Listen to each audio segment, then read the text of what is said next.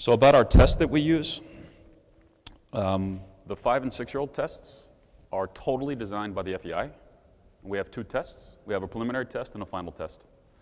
And to qualify for the national championships, you do not have to ride the preliminary test. It's easier than the final test. Your scores can be done just from your final test. But when you're at the championships, it's a 2 test. It's a 40% value from the preliminary and a 60% value from the final test, and they're tallied up for your champion.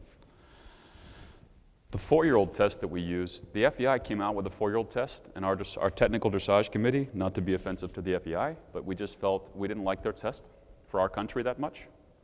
And since there's no international competition for 4-year-olds, there is for 5 and 6, there's the World Breeding Championship for young horses. So because there's nothing for 4-year-olds internationally, we felt as a nation, we'd rather use one of our tests that we like better, that's more straightforward and we felt appropriate for our country, because it's just a national-based test. So we have our own national USEF 4-year-old test. The scoring, as I mentioned earlier, it's broken into 5 categories.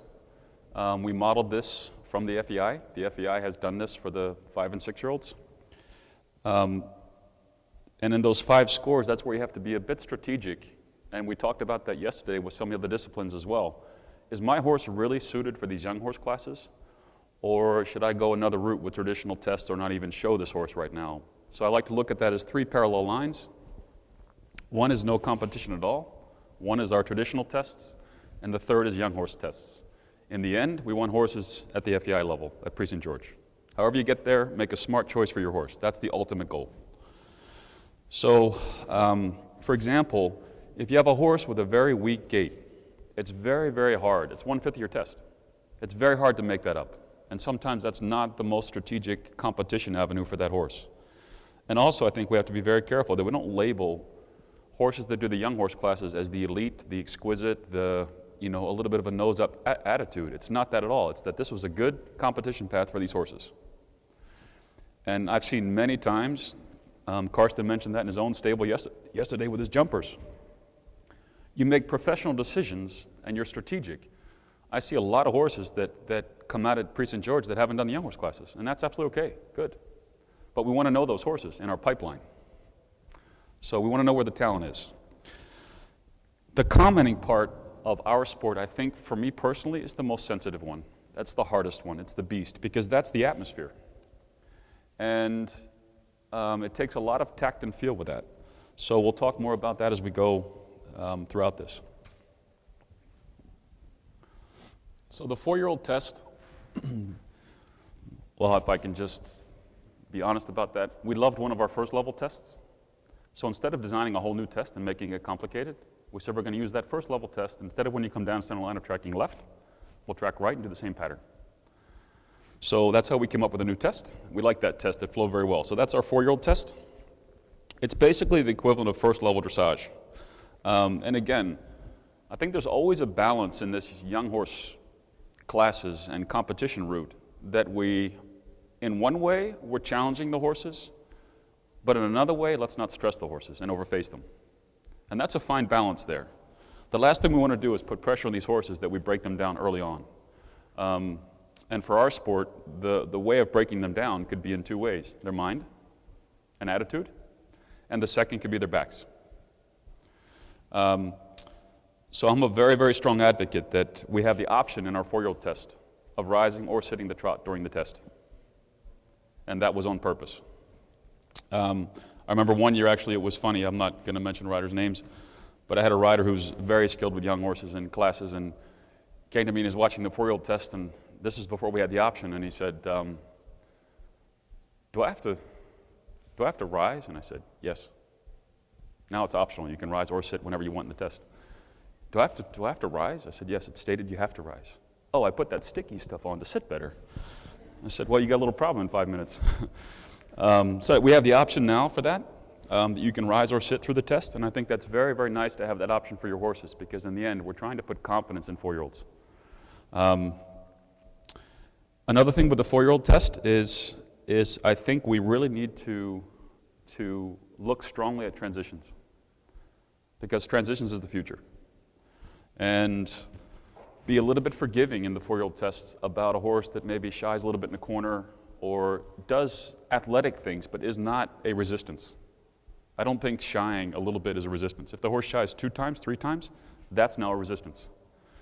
But a small little thing in the corner has nothing to do with not listening to aids or something like that, and that's really the judge's discretion as to how they view that. And that's where it really takes a lot of feel. But we want enthusiasm in these horses, not tension. Not tension, positive energy. And there's a big difference between tension and positive energy, and I think that comes through transitions in my eyes. If you have a horse that's really, really brilliant and holding its back and it looks great, the transitions normally aren't that good. The look is good in that gait for that moment, but when you shift gears, it's not so good. And that's where I look really deep into the young horses is if they're really spectacular, is the suppleness there, is the mindset, and does the horse swing through its body, and is it elastic in its transitions? Then you know it's pretty real. Can we see a 4-year-old test, Hallie? And the 4-year-old that we chose now, this is our current 4-year-old national champion, and it's kind of fun. I have our current 3 champions of 4, 5, and 6, and it's fun to me that the 4-year-old is a mare, the 5-year-old is a gelding, and the 6-year-old is a stallion. So it just was kind of fun this year. And this is a U.S. bred horse. She was bred by, I can see my cheat sheet here. I should know it off the top of my head. This is, the mare is by Rochbone, and she's bred by High Valley Hanoverians. This horse also had a rider change. That's something we also do. Our horse qualifies, not our horse-rider combination. Our horses qualify. You can switch riders at our national championships. So as you watch this horse, from my eyes, what grabs you about this horse and the judges, from my feeling, is that this horse is just very, very, very fluid. It's nice in the contact, it's very fluid and elegant, it moves with nice energy, and the walk on this horse is, for a young horse class, extremely good, extremely good. We can say later in life, some of us that are going to look at this a little bit more critically, we're going to say to ourselves, as an FEI horse, as a top FEI horse, is that walk going to be active enough for PF? So one of the difficulties in the 4-year-old test, in my opinion, is the balance on turns in 10-meter half circles. And that's why I'm glad we only have half circles. And again, the ultimate goal is to create a positive experience for the horses in the show arena.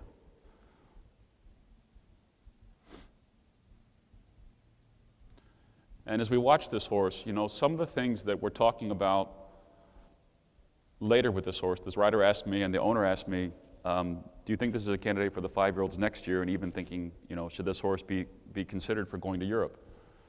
And to be very realistic with ourselves, we can't always just be, you know, looking at the positive and saying, you know, sure, sure, sure. In my opinion, when you see this horse canter, that is our biggest challenge with this horse for next year, is to get the front leg and shoulder freer and bigger, to have the expression needed against the other players. This walk, you never really have to worry about. It's always going to make a lot of points in young horse classes. What they'll be looking for later with this horse, because that walk is so big and so over-tracking, they're going to be looking for the clarity of the collected walk as a 6-year-old. Does the rhythm remain very good? Does the balance remain very good? And having known this horse right now, I think that's not going to be an issue for this horse whatsoever. There you saw a little bit of tension.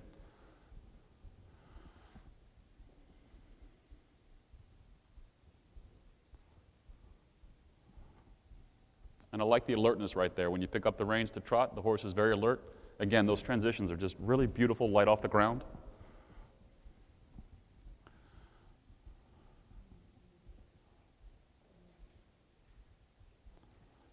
And there I hope you can see a little bit what I'm talking about in the canter. It's a very nice canter for a 4-year-old, and we shouldn't pick on this. It's fluid, it's uphill, it's balanced, but the expression of the front leg on a world stage simply needs to be more developed. And I think that can change, will change with training by carrying more on the hind legs next year and throughout this winter.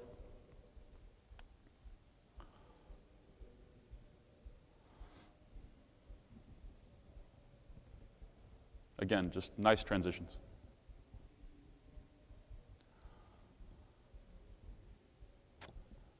And I think the picture is important. You'll see this, I think, with all 3 combinations that we're going to show today. The picture between horse and rider is very, very important.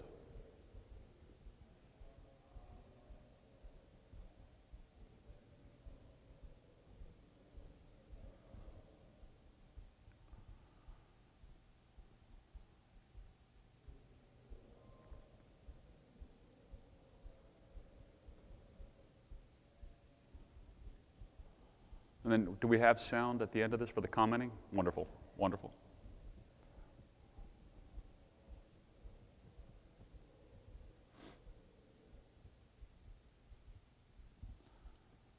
And the most important thing is that it looks easy, that you never see the rider working, not squeezing leg, not a holding hand, not struggling to keep the horse in frame. It just has to look effortless with, again, brilliance but not tension.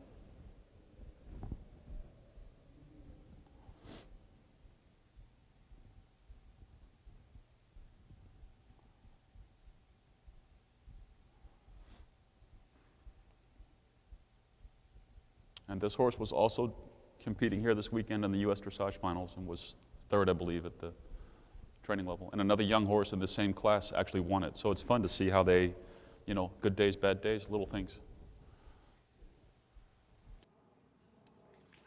Brandy Benedict from Virginia with Rebellion HVH.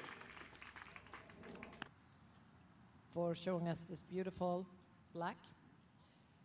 His trot is active and certainly forward, but was today a little bit hurried over the ground.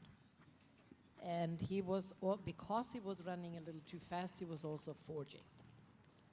So we gave it today, because of its many good points, 8.8. It has good scope too, really does. But it was a little long and flat. So the walk is the best walk we've seen in the show. To put it easily, it had no tension, it was regular, it was active, it was ground gaining, it was wonderful. 9.5.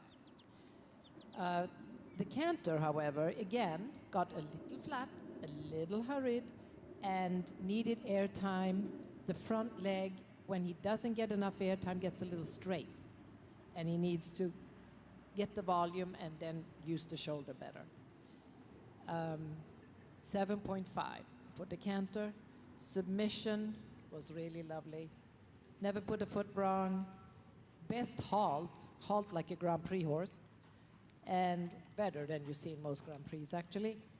And good connection and good bend each way. We really appreciated that for a 9.0 for submission, and the general impression is an 8.8 today. Thank you very much. That is going to tie for the lead provisionally today, but goes into the lead overall with an 8.76. Okay, so hopefully that's a nice example maybe for the other disciplines of how we currently are doing things. And I think that on the commenting part, a rule change that we made last year was that the Dressage Technical Committee would decide who the commentator is going to be. Because we simply have people who have good feel for it, and some maybe who don't. So let's not put the people who don't really have the skill set for it in the position to get criticized or something like that. As a committee, we decided we'll appoint the commentator for the shows. And that was Ann Gribbins, our past technical advisor for dressage, and she does a beautiful job. So any questions about 4-year-olds or that format for 4-year-olds? Okay, let's move on to 5-year-olds.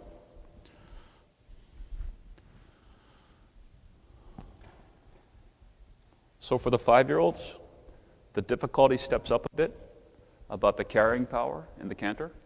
There's a pretty significant counter-canter tour with simple changes, canter, walk, recantering again, showing the balance. And again, I feel there should be a lot of stress put on those transitions. And to me, there's not enough emphasis put on those transitions. That is simply the way of the future. If they can't do that transition, they're not on the way to being a 6-year-old. This 5-year-old, in my opinion, I want to take to Pferden next year and compete with the Germans. I'm ready. I'm in love with this horse. Totally. I would have this horse in my barn and be honored any single day. This is the horse with the look, the energy that we want. Period. End of story. This is by nature, not man-made. This horse did win the Bundeschampionat on the first round as a 4-year-old. And then it was too excited on the second round and it blew up 3 or 4 times in the ring and it ended up 9th or 10th or something. only out of just too much atmosphere for the horse. So this is Fashion Designer. It's owned by Michael Davis. Pedigree is by Westphalian, by Faustinus. And this horse just dances across the ground. And our work now to get ready for next year is to just get this horse more mature in show atmosphere, to get the horse a little bit more through consistently in the canter work and in the trot work. But the talent of the horse, we already have. We just need to just get this horse more through, good training, and work on the difficulties of the 5-year-olds.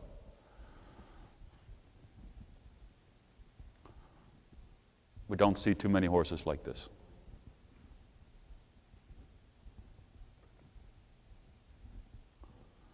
There's a little bit of tension. That's what we have to make better.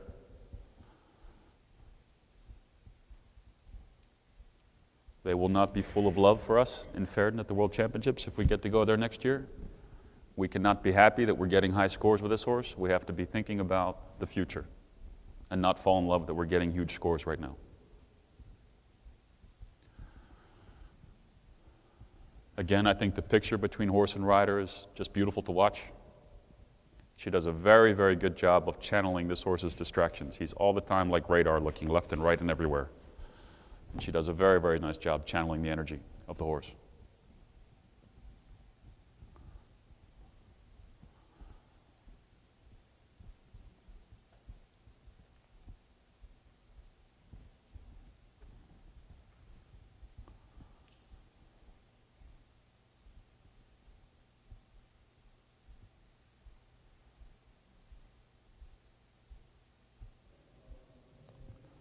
And I have asked the trainer, how are the flying changes coming? Because that's one of the big things we have as we head from 5 to 6. Some make it and some don't in the young horse classes.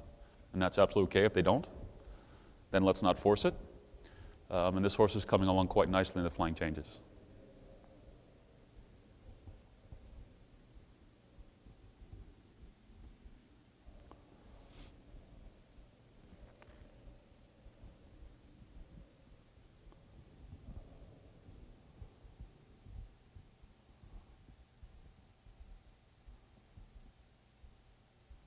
So what just stands out to me on this horse is just the pure natural athleticism of energy and brilliance and natural gaits and the look of his build, and it's just totally on world stage.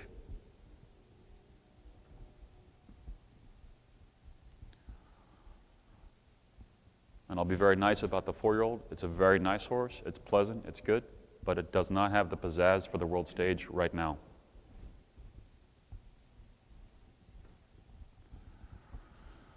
This is one of the harder pieces of the 5-year-old test, keeping the balance and the connection in the counter-canter and now to these simple changes. This is probably the hardest part of the test for a lot of horses, not all.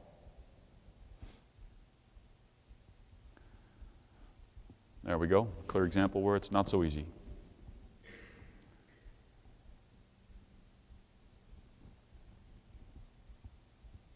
And that's just there where he just holds his tension a little bit, and that has to be gone next year. We would get killed in Pferden with that mistake right there.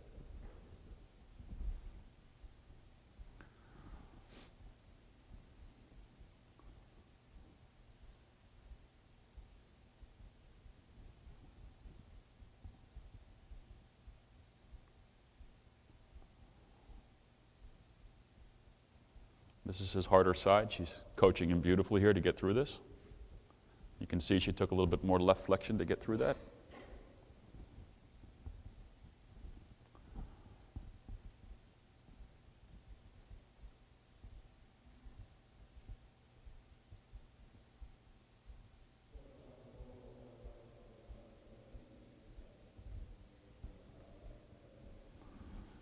So again, I just can't stress enough, that's the hard thing, is riding really good transitions.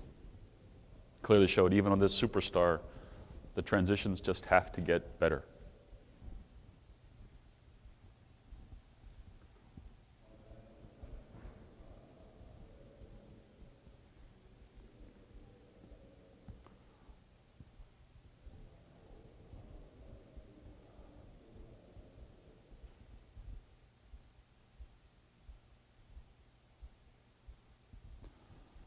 You know, so I talked a little bit yesterday about atmosphere for the dressage horses. That's sometimes a bit of a challenge, particularly in Pferden, where we currently have the Young Horse World Championships. The stadium is really electric and loud. The tents are right next to the arena, all sides. It's people, all sides, right next to the ring. And I mean, it's really electric. And the horses come in, they're all alone. They don't, you know, and they've already had a few award ceremonies. That's something else to consider. I've seen award ceremonies really mess up young horses because they come into that competition ring, and the day before people were hooting, hollering, clapping, and they're going around passaging and piaffing, using the energy like mad on a young horse. They come back in there where they just left the day before, like electric, and they have to settle again. So, I mean, one of my best friends, we had a gold medal in the 5-year-olds. And the awards ceremonies completely made that horse nervous for the 6-year-olds. It made her nervous in the show ring. So, you know, pros and cons to all of it.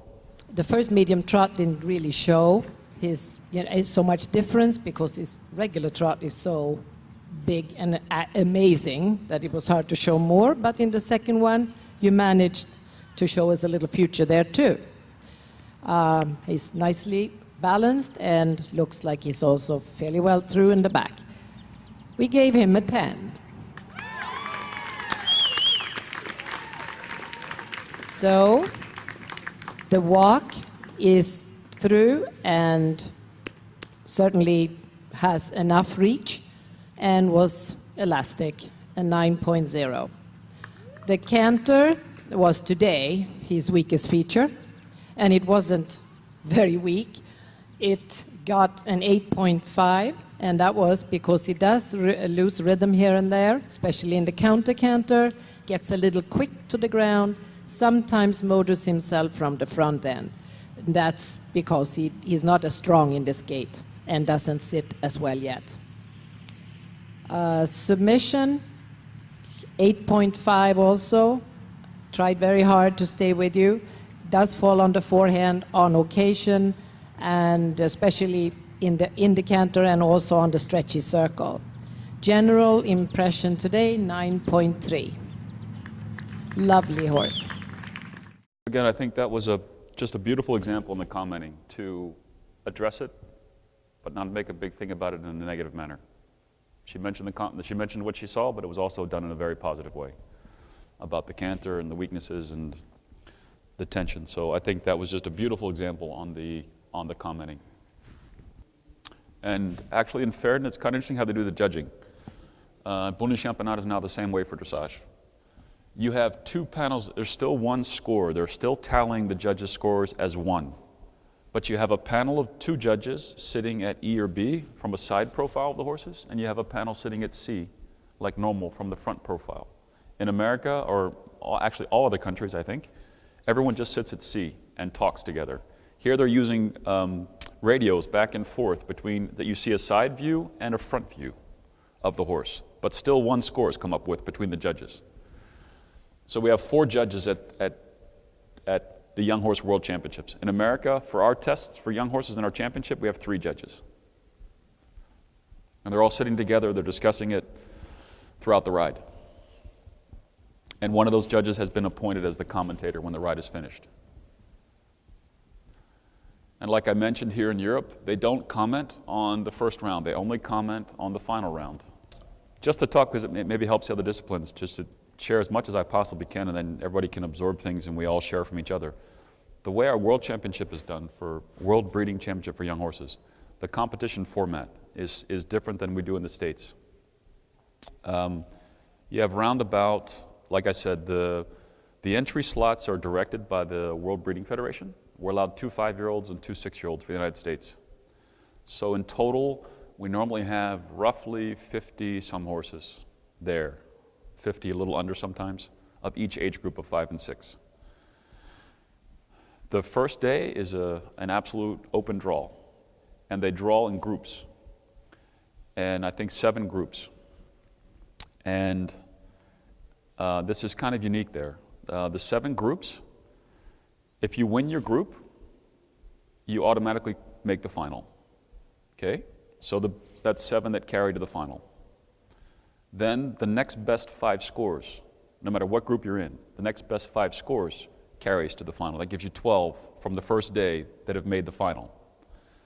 Then all other riders that didn't make that 12, there's another draw, all those riders ride, and the best 3 scores carry to the final to make the 15. And then for the final, the worst 5 scores ride first, the middle 5 scores ride second, your best 5 ride last for the final. So that's the Young Horse World Championship format for competition. And you have the 4 judges, 2 on the side, 2 from the end. And, we talk about that every year. They changed that format. The prior format was that you carried your score to the final. And they didn't use these groupings. So if you had a terrible ride on the first day, you almost were done. It really hurt you for the final. And they elected to change that and go away from that. And I think in the end, I'm not so sure that was a good or a bad thing. I almost like carrying the scores a little bit because I think we want the overall picture of a horse. They're saying a young horse can blow up and you can regroup and have a great ride on the second day. So that's this way a little bit. But also this grouping thing that's unique. If you get a weak group, cool. So there's always a risk with this, that you could have a really weak group and you get a 6.8, makes it to the final. You're going, what? How'd that horse get in? It hasn't happened to date, but it could happen. You could get a really weak group and a low score could qualify for the final and prevent a better horse from getting in. That is possible, that could happen. So it's kind of a unique situation there. Again, they don't make the commenting on the very first round for all 50 horses. Then what we call the small final there, that's for those 12 horses that didn't qualify for the final that have to ride their second ride. They do comment on the small final. And then they comment on the final. So, the judge training and requirements. They need young horse certification. We currently have over 100 USEF young horse certified judges. We started, I lose track of years, but I would say probably 3 to 4 years ago, we started taking advantage of our atmosphere and our championships and say, why don't we train the judges at our championships? The location is here and they can watch and then have workshops in the back. So we're doing our judge education training at our championships. And I think that was a really good change we made about 4 years ago. It's been very, very beneficial.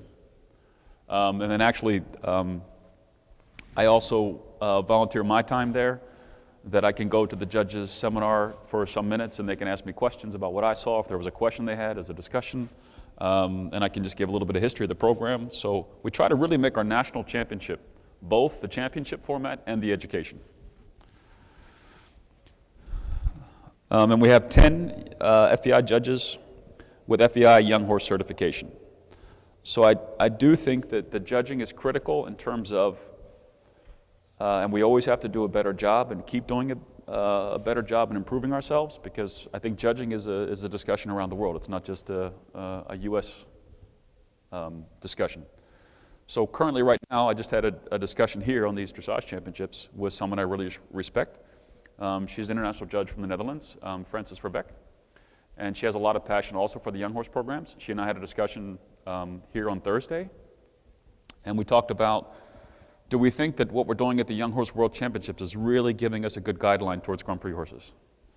Are we really judging the right things for the Grand Prix, for the international scene? And her concerns were that we're pushing the horses a bit too much, and what we're rewarding and what we're penalizing need to be more in check. And I could not agree more with her. So at the Young Horse World Championships, for the first time this year, in 2013, they created a special acknowledgement award for submissiveness. The best submission score got a huge acknowledgement. So again, transitions, contact, the beauty, the harmony between horse and rider. I think this has to be a main aim, and be very careful that we're not rewarding tension. And that's why I was saying earlier about the transitions part. We want horses for the future, not gaits that are exceptional, but you can't really do something with the gaits. The last thing we want to do is hurt these horses or break them down and penalize that. On the counter side of maybe being a little bit critical, on the counter side, the FEI has done a lot of research, and 80% of the horses in the last, well, they did the study, a group of 5 years was tallied, And it was about 7 years ago. So for those 5 years, the horses that went through the Young Horse World Championships, 80% went on to International Prix St. George around the world. That's a high number. That's a very high number. And could we say to ourselves, yeah, okay, that's Prix St. George, but we want to make Grand Prix horses. But that's maybe, in my opinion, not the right aim and not a fair criticism. Because then we have to fault what we're rewarding at Prix St. George level. Because a lot of Pan Am game horses at Prix St. George level don't go Grand Prix either. I think we have to accept that Grand Prix is a very hard task. And if we're making the step from 6-year-olds to Prix St. George, we're doing our job. International Prix St. George. It's what we're doing at Prix St. George about Grand Prix that we should be thinking more about it and not blaming young horses and 6-year-olds. So if we have 80% of those horses going to Prix St. George level, I think we're doing our job. Can we do better and can we keep looking at the judging? Absolutely, and we are, and I think we need to. But I do think that Grand Prix is a specialty in dressage, is a specialty.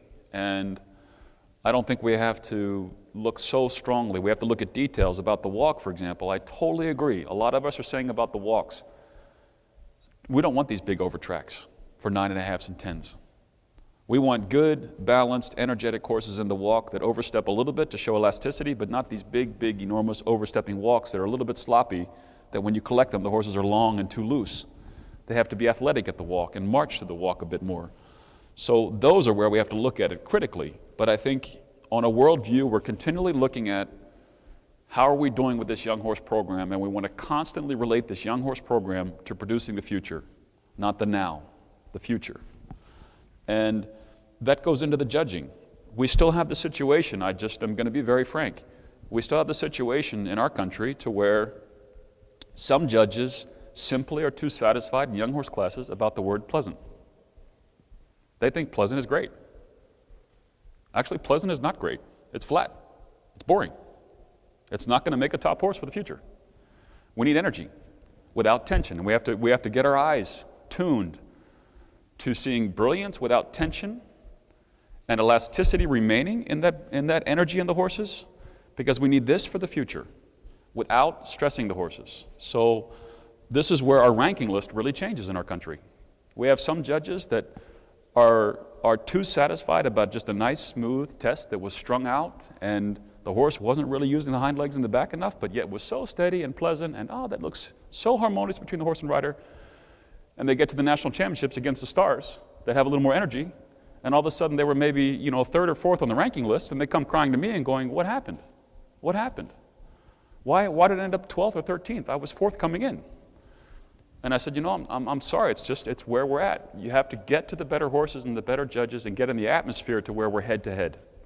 So for the other disciplines, that's a huge value for us, and why I think this young horse whole theme of having every discipline have their championship of a head-to-head competition, the education is enormous by the standards. And when you have your best head-to-head, not in regions, you really learn. You really learn. So this is our task right now, is to keep educating our judges about what we're really looking for with the young horses. It's a specialty to do that. Our qualifying competition requirements. Qualifying competitions for the national championships require all judges to have young horse judge certification. And we keep upping the ante on our judges' requirements as we go. We're now doing also a judges seminar. Not always. We're trying to go to Pferden and use the World Championships also for our judges. There was a world, the FEI hosted one there as well in Pferden to keep our judges tuned. So in my opinion, it takes, as I said yesterday, I think every piece of the puzzle is required to make the whole thing look right. And it's owners, breeders, riders, trainers, judges, sponsors. We're a family. We have to all do the very, very best we can to get to the world stage. And therefore, I think we have to keep pushing our judges. We have to keep pushing our trainers. We have to keep pushing our breeders to say, let's strive, as I mentioned on my earlier slide, excellence, excellence, excellence. Not just nice, excellence. Because the limited numbers we have to make the best out of them. We can't be satisfied with just nice. We have to strive for excellence. So in essence, that's my presentation for what our 4-, 5-, and 6-year-olds do and our competition format and what we require from our judges. And I can open up now to questions. I just had one question for you. You know, one challenge that the Federation deals with regard to these young horses and the Young Horse Championships that seems to be forthcoming in 2014 is how we're going to deal with that with our own calendars.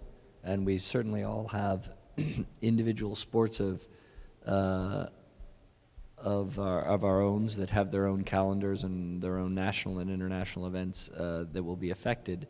And I know in the past, when the Germans launched their Bundeschampionat, they didn't actually license other competitions on that weekend.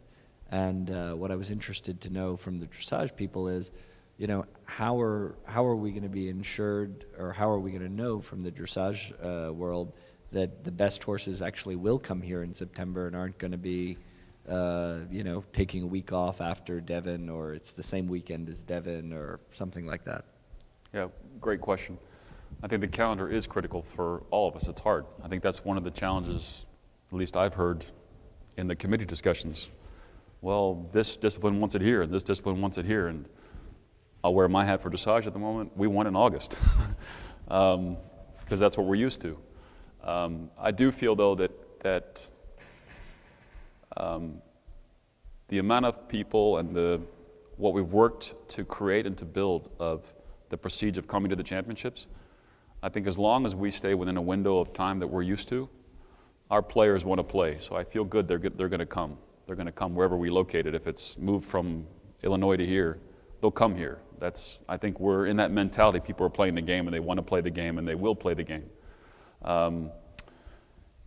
But those dates are critical. If you put it the week of Devon, for example, Chester brings up a great point. That's a lot for riders to have to struggle with.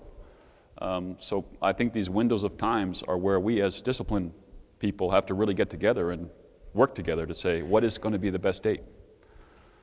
So, and we've taken the approach, I mentioned that at the close of my session yesterday. 2014 is simply for us, just we're under contract. That's why we're not bringing our championships with you guys. We're under contract. We're underway. Our sponsors are good there. And we want to give a little time to build this. But we'll be there on a presence with something educationally and a presentation. We'll be there in 2014 on the date. Where you were mentioning the transitions and how they were a little sticky, and for that age, if it's common or not. And when Anne actually was giving her comments, it didn't stand out to me that was a comment that she made. Is that just understood at that age, that that's a work in progress, or? I think there's forgiveness there, totally. And that's what that was a great question, Lisa. That's what I said personally for me. Like if I'm out training that horse, I'm going to pick on that a lot more. Like I wouldn't be as happy as Anne was about the show ring in that environment. But again, that's a personal feeling where you put your stress. The horse wasn't resistant in those transitions that weren't really good. They just weren't clear transitions, not clear enough. So like in Europe, for example, there would be zero forgiveness. That would have got us, I think, a little bit more on submission. Not the quality of gaits, you know, the listening to the aids and the tuning there. But the horse didn't resist, it didn't fall to the forehand, it just didn't pick up the canter. The downwards were both good, the upwards were both flat, both directions, and a mistake on the one. But we even see that in Pferden. I think there was one flying change on the highest score ever given in Pferden. There was a mistake in one of the flying changes. It wasn't that the change wasn't clean, but it was tense and it was tight behind. And still a 9.6, I think, or a 9.4. So, you know, it's the feeling that judges have about if you had 3 other really good changes that were entirely through, let's not penalize that small little detail. This athlete we're going to see for the future is so good. I'm not going to nail that little nitty-gritty thing.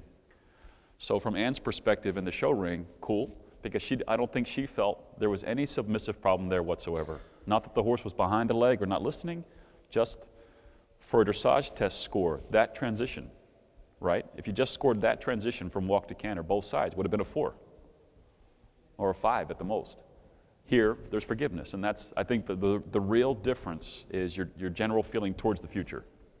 As long as it's not against the aids or a negative look in the horse with ears back or swishing the tail, that would have been totally different if she went to pick up that canter with the exact same effect, and that horse had the ears back and the tail swished. Totally different. That would have been negative then.